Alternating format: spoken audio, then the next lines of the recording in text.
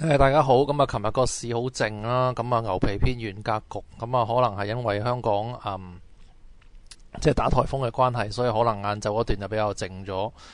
咁就美股啊出奇地繼續升啦，咁啊，雖然其實升得好少咁，但係因為預咗佢跌呢，反而就即係個咁嘅走勢已經算係幾勁噶啦，咁啊，即係回咗落去，然之後就升翻晒上嚟，咁啊，走勢嚟講，對亞洲區都有啲刺激，咁啊當然即係其實成個世界都仲係好靜嘅，其實就個波幅好窄。咁就今日嚟講，香港應該高開啦，可能係即係去翻21,000樓上少少啦。咁但係即係又唔會話好特別咁樣，有咩特別大走勢，同埋得翻即係半日，即係大概個半鐘頭呢。咁其實就即係嗰個炒即日先嗰個時間性係縮短咗。咁啊，所以其實今日呢，就嗰個即係情況就可能係即係唔係咁好賭嘅，因為你其實如果炒即日先嘅話，你得個半鐘頭呢，咁嗰個時間性其實幾短咯。咁就但係如果真係要做嘅話，咁啊建議都係即係當係上落市先啦。咁就建議喺100樓上，即係211樓上沽啦。咁啊穿300斬，咁啊收市定奪啦。如果真係收得低嘅話，咁就過夜啦。收得即係穿21，即係收喺221樓上，咁就即係一定平噶啦。其實209樓上都一定平噶啦。咁啊即係一係就即係過夜，一係就停咗佢就算啦。咁就即係總之就唔好亂咁嚟啦。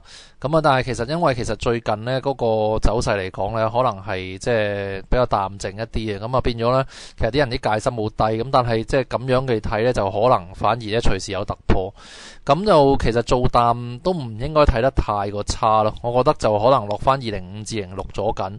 咁就但係即係你話睇得好深呢，暫時就未必咯。最主要原因因為其實我覺得內房股嘅走勢有啲偏強嘅現象啊。咁啊雖然其實就可能係即係之前回得多啲啦，咁但係上一次內房股偏強呢，咁其實嗰個市場嚟講呢，後尾都叫做得幾好嘅，咁所以其實今次都要小心啲。其實啲內房股做得好啲呢，其實係一個可能係唔係太差嘅信號，可能之後都係向上突破或者會啟示住會唔會回得好深咯。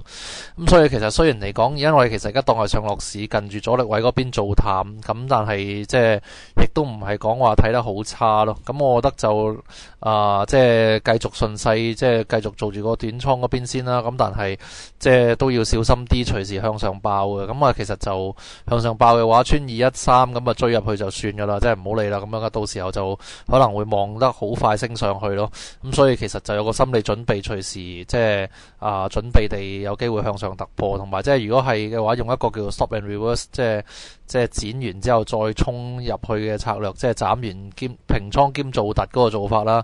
咁就即係用呢個方法去做啦。咁啊，如果穿213嘅話，咁啊搏佢好快去向住22,000咁走咯。咁我覺得呢個都可以有一個方法。咁始終美國呢個禮拜結算，咁即係呢個禮拜5下個禮拜1呢就高危期噶啦，即係個市會有一個明顯啲嘅趨勢，所以你拗多2-3日嘅啫。咁所以其實都係即係一個方法嚟到做咯吓，咁樣。